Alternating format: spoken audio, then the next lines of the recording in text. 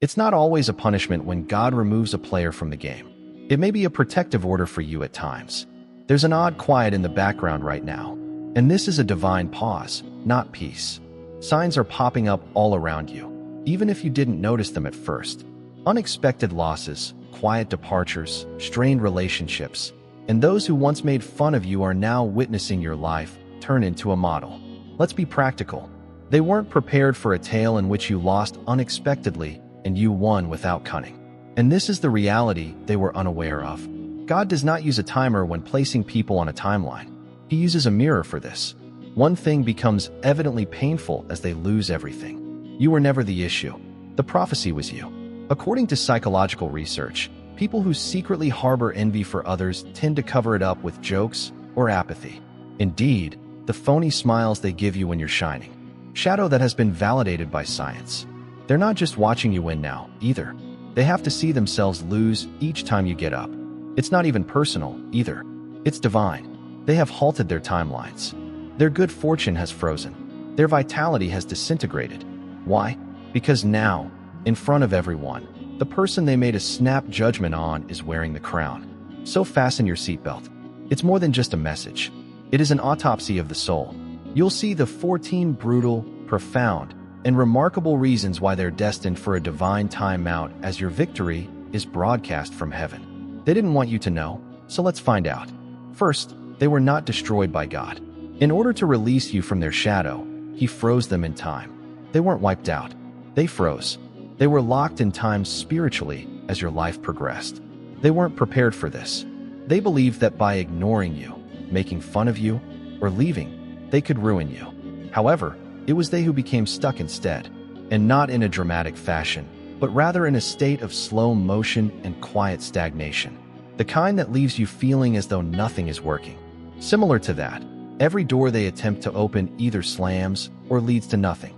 Here, the person they believe to be buried is triumphant. God did not punish them by dragging them down. He suspended their access, not to punish them, but to protect you, because if they had stayed, they would have ruined this blessing. Their pride, their secret jealousy, their controlling spirit would have tainted your harvest. That's why God only lifted you up. He froze them. He didn't destroy them. He just set them aside. While you were living hell and becoming the person you were born to be, they were stuck in the same old cycle, repeating the same false performances with no power behind them, silent in spirit. They thought they were moving forward, but in reality, nothing was moving forward.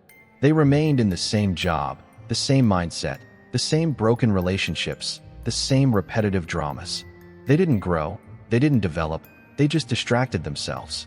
Because that's how divine time passes. It doesn't always come with thunder and lightning. Sometimes it's a subtle stillness that seeps into every aspect of their lives. And the craziest part is that most of them still don't realize they're in it. But here's the thing. They watched you fall and thought it was the end. They didn't know that during your hardest times, you were growing spiritually, healing, praying, rising. You weren't stuck, you were going through a process. But they were stuck. It looked like freedom, but it was actually delay.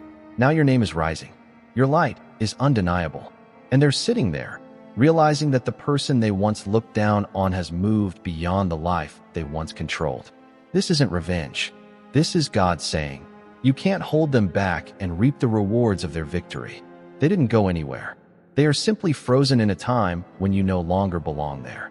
Second, they are not just losing something. They are losing access to you forever. They are not just losing their jobs, their friends, their money, or their opportunities. They are losing you, and that is something they cannot replace. At first, they thought it didn't matter. When they cut you out of their lives, treated you with disrespect, or played games, they thought they could always come back when things calmed down. You know, fake, I miss you, or acting like nothing ever happened. But what they didn't anticipate was God permanently cutting off their access to you. See, when someone treats someone chosen badly, they don't just lose a connection, they lose their protection. You weren't just a good friend, a supportive sibling, a loving partner, or a loyal presence in their lives. You were their spiritual protector. Your prayers protected them. Your presence elevated their energy. Your blessing opened doors they never knew existed. And now that protection is gone, they are exposed. When they left you behind, when they switched sides, they thought they had won. When they laughed at your pain, when they talked behind your back. They thought your silence was weakness, but in reality, your silence was harmony. You stepped aside so that God could intervene and take care of what he had protected with your grace. Now they are losing access to what they did not value. Not because you suffered, not because you harbored resentment, but because you surpassed their level of consciousness. You no longer react to betrayal. You no longer connect with dysfunction. And most importantly, you are not returning to the vomit. The old you, the one they thought they could reach, is gone. And this is hitting them in waves, not all at once, but through small, undeniable signs. Unanswered phone calls, events they are no longer invited to, blessings that pass them by, mysteriously closing opportunities.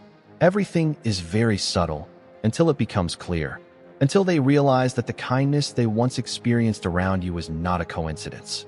Those kindnesses came from their closeness to God's chosen ones.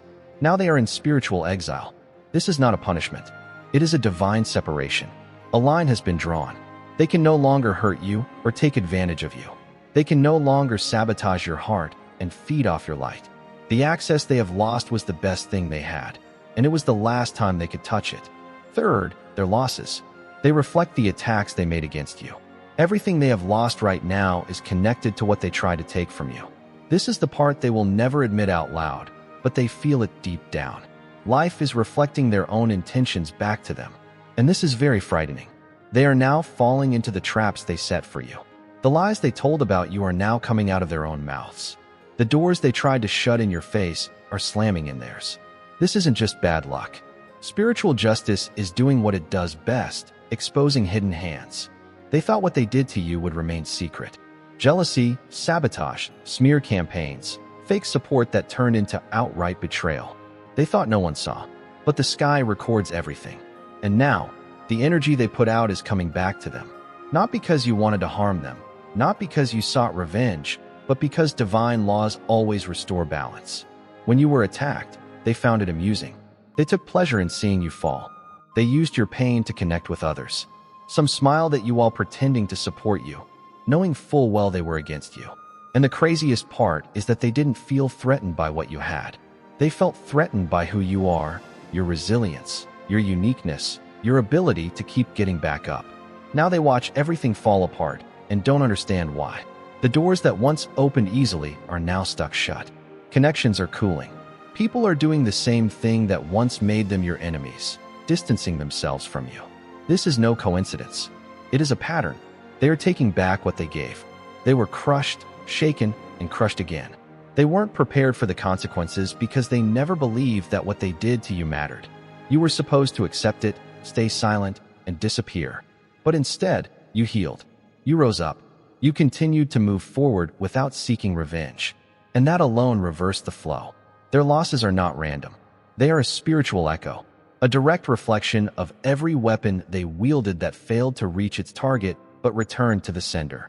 Not by your hand, but by divine command. Fourth, God did not punish them. He allowed them to live without your grace. They thought they were strong, confident, and untouchable. But in reality, they had been standing in your light all this time, mistaking it for their own brilliance. That is why they walked around filled with pride, entitlement, and superiority, because they were unknowingly benefiting from the grace in your life. You prayed for them. You silently protected them. You brought peace to chaotic environments. And yet they dared to mock the very oil that prevented their homes from being destroyed. God did not punish them or curse them. He simply removed you. And the moment he did, everything began to wither away. Not dramatically, but slowly, gradually, subtly. Relationships began to feel strained. The winds died down. They couldn't understand why their energy was depleted, why their plans kept falling through, why people weren't drawn to them as they once were. Because the source wasn't them. They were living on the spiritual credit of your presence. And that credit ran out. This isn't a punishment. This is what happens when people misuse kindness. They thought they were the reason the atmosphere in the room had changed, not realizing that your spirit was holding the entire atmosphere together. They thought your softness meant weakness, your kindness meant submission, and your loyalty meant worthlessness. But what they actually had was access to divine protection through you. And now that's gone. And what they're feeling isn't karma. The emptiness that comes with the departure of grace. People forget the weight of grace. Grace holds everything together. It keeps judgment at bay. It covers what needs to be covered. And when they dishonored you, they lost the protection they didn't even know they had. God didn't need to do anything dramatic. He simply withdrew with you. And when he did, everything they had built on false security began to unravel. Now they were in a barren place, not because they were cursed, but because they had taken their blessings for granted. The peace, the grace, the comfort they once enjoyed. It wasn't luck, it was a gift. And now, they are learning through silence and struggle what life is like without the grace they mocked while they had it. Fifth, they thought you were an easy target. They didn't realize you were a mirror of their darkness. They thought dealing with you would be easy. They thought you were naive, soft, or unaware. You didn't respond. You didn't expose them. You didn't stoop to their level. So, in their eyes, you were an easy prey. But what they couldn't see was that your silence wasn't weakness. It was a revelation. Because all the time they were attacking you, they were actually reacting to themselves. The problem wasn't you. You were the mirror. Your presence reflected something they didn't want to face. That quiet confidence, that purity, that inner peace, that spiritual clarity. All of these things brought their own chaos to the surface. And instead of healing their wounds, they started projecting them onto you. That's why the gossip started. That's why the fake competition started. That's why they turned every little thing into a power game. Actually, you didn't do anything to them. You simply existed in a way that revealed how far they had strayed from their own uniqueness. Their insecurities couldn't hide from you. Their pride couldn't stand next to your humility. When your truth came out, their lies were exposed. And that's why they tried to break you. Because your light made their darkness too bright to ignore. Your healing exposed their dysfunction. Your peace made their chaos unbearable. You never competed with them, but they turned it into a competition because deep down, they knew they weren't like you. They copied your style, stole your ideas, talked behind your back, and secretly studied you. But nothing they tried worked because you weren't driven by ego. You were aligned with your purpose, and purpose cannot be imitated.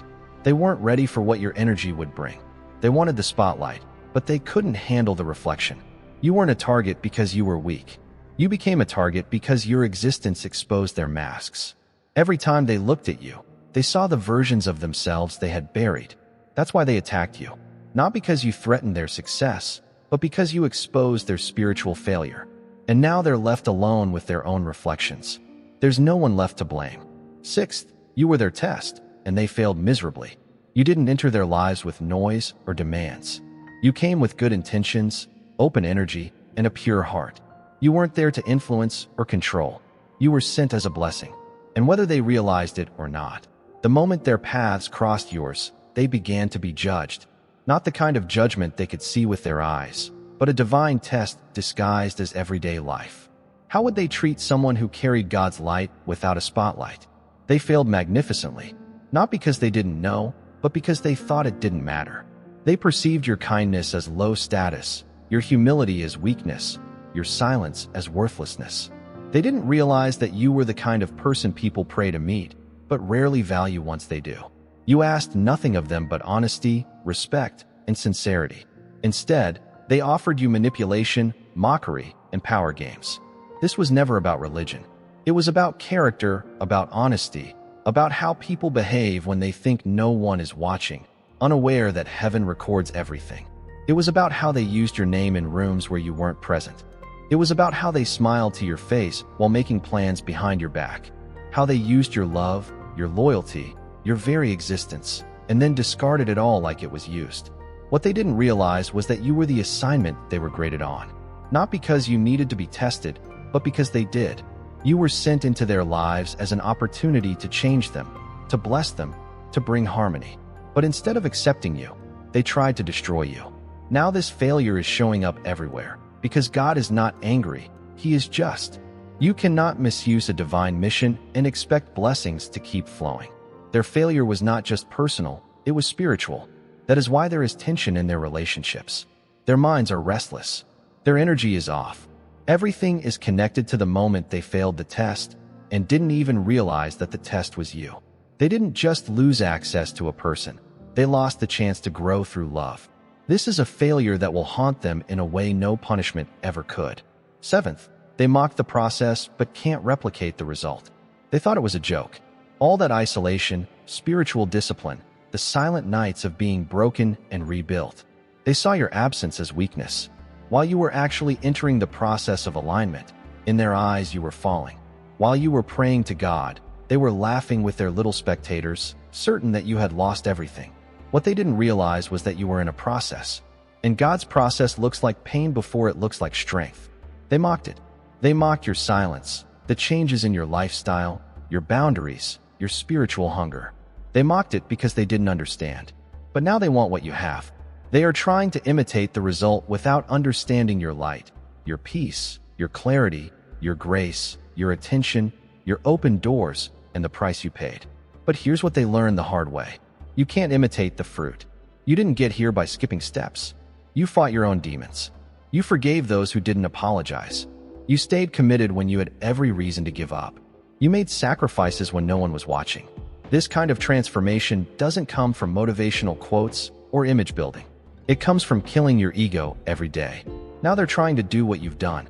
They copy your actions, imitate your style, mimic your messages, but none of it works. Because blessing is not something you can put on like a garment. It is something that has passed you through fire. And the fire they run from is the same fire that makes you untouchable. They want your results, but they don't want your wild side. They want your wisdom, but they don't want your wounds. They want your brightness, but they don't want your shadows. That's why they do things that seem spiritual in the hope of attracting the divine, but nothing changes. There's no power, no oil, no fruit. Because heaven doesn't respond to performance. It responds to the process. The truth is, they're laughing too soon. They didn't realize that the process they're mocking is the same thing God is using to define you. And now, as they try to skip over the things that kept you alive, they're stuck. Because blessing can't be borrowed, copied, or bought. It must be earned in the pit. Eighth, your growth didn't make them small. It exposed their stagnation. You didn't set out to make anyone look small. You just grew quietly, deliberately, sincerely. You took your pain and turned it into wisdom. You took their failures and turned them into structure. You didn't announce every move you made or beg for approval. You just kept going. And now, without saying a word, your progress speaks volumes. What bothers them is not that you are better. What bothers them is that when they tried to hold you back, they were stuck right where they are. They are still repeating the same cycles, still in the same chaos, still relying on the same tricks to survive. And now, your transformation creates a contrast that can no longer be ignored. You did the work, the inner work, the spiritual work, the healing work. You faced what they avoided. While they were busy trying to maintain their appearance to prevent you from becoming like them, you let go of the things they clung to. And now, because you have grown, your growth unintentionally reveals how little progress they have made. This is the part they can't stand. Because seeing someone win is one thing, but realizing that you've won in the very environment they use as an excuse to stay stuck is something else entirely. Your success, no matter how quiet, now exposes every excuse they tell themselves, every delay they justify, every habit they refuse to break. You have become a living reminder of what they could do but choose not to. This is not arrogance. You are not bragging. You are simply living in harmony. And this harmony is very loud to those who choose comfort over the call. To them, your rise feels like an insult. Not because you disrespected them, but because your existence reminds them that they have not grown since they first met you. You did not shame them. Life did. Life revealed that while you were moving forward, they chose to settle for less. And now even your silence is loud. Your peace is unsettling. Not because you tried to be better than them, but because you became what they were afraid of becoming. And the hardest thing for them is to accept that you were never in a race. You just kept walking. And now they resent the distance they created by standing still. Ninth, divine time is not just judgment. It is mercy before wrath. Divine time is not just punishment. It is restraint.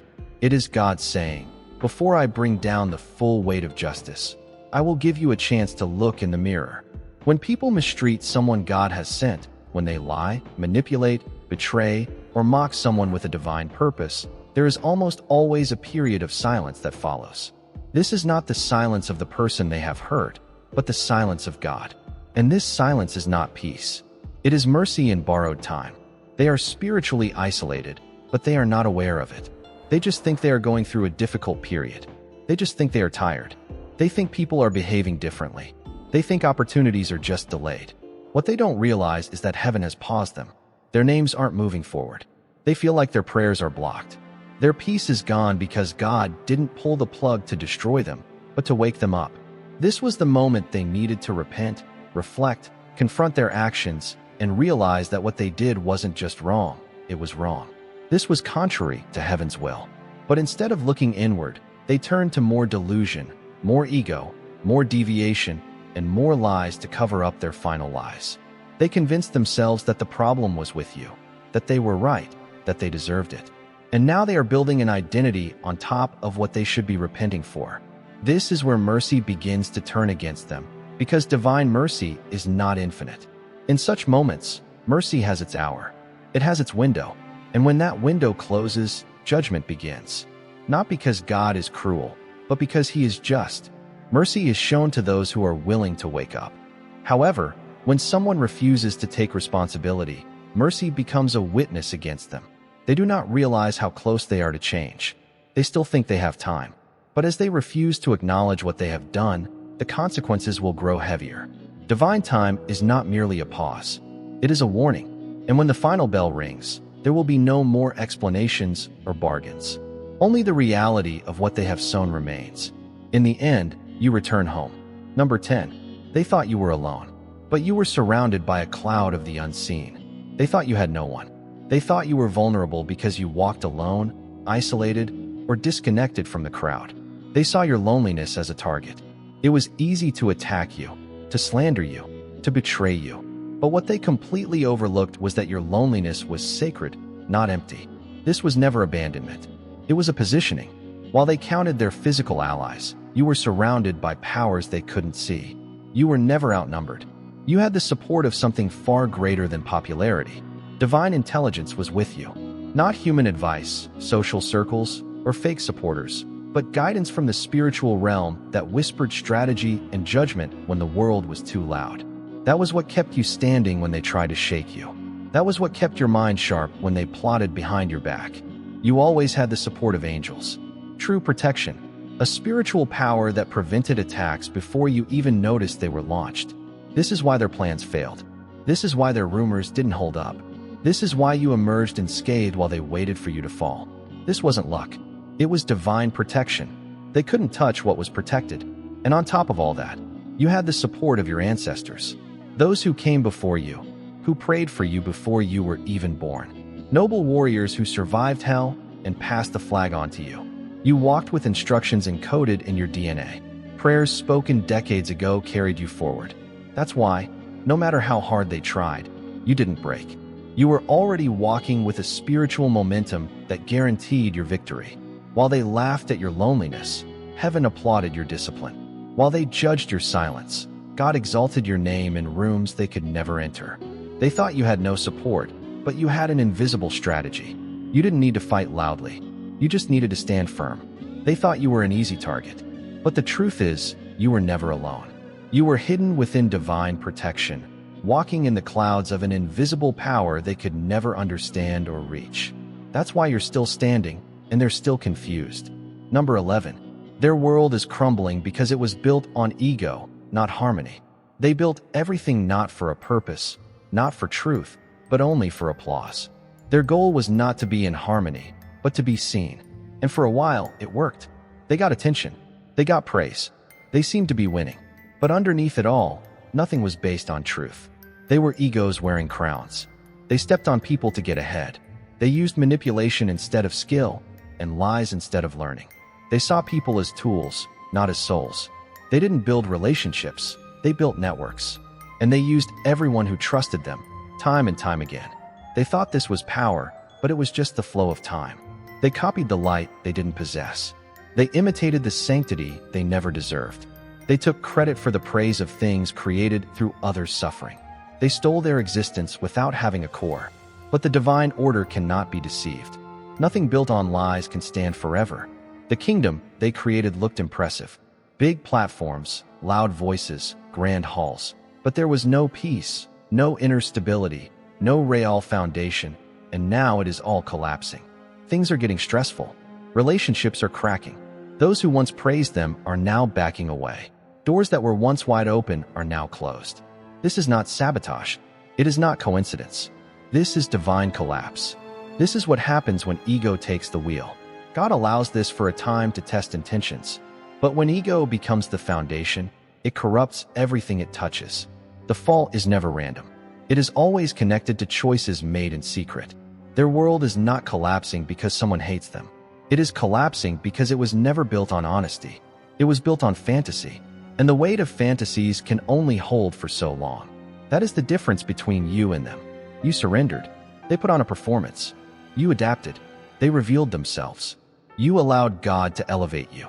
They tried to force their rise. Now the storm is doing what it always does. It is revealing the truth. And right now, every false brick is crumbling. Not because you wished for their downfall, but because God will never allow ego to win the battle against harmony. Number 12. You are successful in public, but you are bleeding in your private life. They now see your brilliance, your radiance, your confidence, your drive. They are watching you win. To some, it seems like an overnight thing, as if you suddenly appeared, as if success found you in a single night. But what they don't know is that this state of yours was built in silence, in your private life, in nights that nearly shattered your soul. You were bleeding when no one was watching, smiling in public while falling apart in private. You had to muster the courage to keep going when no one was there. You had to pray in fear, cry in confusion, and heal while wounded. There were nights when you couldn't sleep, not because of excitement, but because of the weight of betrayals that shattered your trust and rejections that pierced your heart. There were moments when you felt like God had abandoned you. And while you were going through all of this, they were playing games, gossiping, mocking, and living recklessly. They thought you were wasting your time, that you were too deep, that you took life too seriously. They saw your loneliness as weakness, not realizing it was your construction site. God was building a foundation they could never replicate, not because He chose you over them, but because you surrendered while they ran away. You didn't skip steps. You didn't look for shortcuts. You stayed in the fire until the job was done. You let the process break you, refine you, purify you. And now when people look at you, they only see the result, your smile, your confidence, your privilege. What they don't see is the journey, the cost, the pain, the humiliation. That's why victory feels different. It has weight. It has scars. It carries the quiet power of someone who has conquered themselves. You didn't fake it. You didn't act your way here. You didn't buy it. You became it. And the truth is, it's not just about material success or status. It's about what you had to become to get here. And that's why no one can take it away from you. They can't compete with it. It's impossible to steal because they didn't suffer for it. And that's what makes your rise untouchable. Number 13. Their souls recognize your position.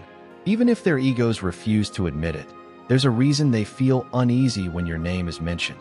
There's a reason their smiles fade when they see you succeed. It's not just jealousy. It's not simple jealousy. It's something deeper than that. Their souls are aware of something their egos are still trying to deny. Your spiritual position. Long before titles, platforms, or public success, your existence carried a weight they could feel but never explain. You were marked, set apart, covered, and they knew it. Even when they laughed at you, something inside them knew it wasn't wise. Even when they gossiped, they felt a heaviness in their chests. Because their souls had awakened. Their souls knew you weren't an ordinary person. They were facing someone who walked with a divine authority, not driven by ambition, but by harmony. They should have honored you. They should have protected you, exalted you, supported you. But instead, they chose sabotage. And now, every time you win, they feel not only pain, but also guilt. Unspoken, unresolved spiritual guilt. Because deep down, their consciences know they have betrayed someone they should never have competed against. They disrespected someone sent to bless them.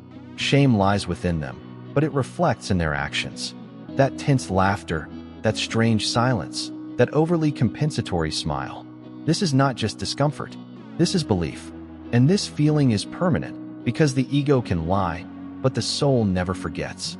Their egos tell them you're better, but their souls whisper, you were wrong. And that whisper never stops. That's why your success bothers them. Not because you're bragging, not because you're rubbing it in their faces, but because your rise reminds them that they failed at a divine mission. It reminds them how they treated someone who showed them nothing but love. It reminds them that even when they think no one is watching, God is watching them. Now they have to live with that knowledge. They may never say it out loud. They may never apologize. But the tension in their souls speaks volumes. They can ignore your existence. They can block you. They can act like they've forgotten you. But they can't erase what their souls have already accepted. Your position was real, and they misjudged it. Number 14. You're not flying high with joy. You're glowing. You're not here to prove anything. You're not sharing to get a reaction. You're not walking with pride or pain. You're just being yourself. And this is shaking them up. Because they were expecting a revenge story. They were expecting petty behavior. They were expecting you to rub your success in their faces, to rub your achievements in their wounds. But instead, what they got was grace. And this grace speaks louder than any mocking words ever could. You're not gloating with joy. You're shining. And this shine isn't just external. It's spiritual, emotional. It's rooted in peace. A deep peace that comes from not trying to be understood by people who didn't understand you at first. This shine comes from choosing healing over chaos, silence over gossip, and destiny over drama. They don't understand how you've been successful without saying it out loud. They don't understand that you chose not to speak when you had so much to say. They don't understand that you chose to elevate them instead of exposing them. And your choice to keep rising instead of retaliating breaks their pride in a way they never expected. Because your life proves something their egos can't handle. You didn't need revenge to win. They were waiting for you to fall. They wanted to see you suffer. They hoped your brilliance was fake, so they could tear it apart. But all they see now is authenticity, purity, strength, and peace. All wrapped in humility. You're not trying to show them. You're showing it to yourself, to your higher self, to your divine self. The version that has always been there, buried under pain and self-doubt. And the people who tried to keep you small are now watching you rise, silently, without malice, without even mentioning your name. And that silence is deafening because you're doing everything they said you could never do, without them even having to see it. Your energy has changed. Your focus has changed. You are not seeking revenge. You are seeking harmony. While they struggle with pride and regret, you simply continue to shine. Because shining is a natural byproduct of choosing healing over hatred. They thought your silence meant defeat. They thought your loneliness meant weakness and that you would never shine. But what they couldn't see was that you never acted to draw attention to yourself. You acted for harmony. Every tear you silently swallowed, every sleepless night, every betrayal was part of a divine plan. Not just to elevate you, but to expose them. Not to publicly shame them, but to give them a private chance to repent. As they watch your life overflow, they see their own lives falling into chaos. This is no coincidence. This is the result of divine separation. You weren't seeking revenge. You didn't need it. God allowed time to speak. And now, at every new level you reach, their consciences become the loudest voice in the room. Your journey was not to prove to people that they were wrong. It was to prove God was right. You were a test they were unaware of. The light they didn't know they needed. The mirror they tried to break, but couldn't. You now walk with a purpose. Without pain, without pride, simply blessed, without noise, without show, simply undeniable. Not seeking revenge, but in a state of complete renewal. And as their world begins to crumble under the weight of ego and illusion, yours is being built brick by brick with peace, strength, and divine authority. You didn't come here by chance. You were shaped, refined, chosen. And the strongest part of you is that you don't need to boast. All you had to do was shine. Take this as a reminder. The tables haven't just turned. God has built you a brand new room. If this message resonated with you, don't just scroll past. Return to what nourishes you. Subscribe and become part of a community that sees the unseen, speaks the truth, and walks in divine alignment.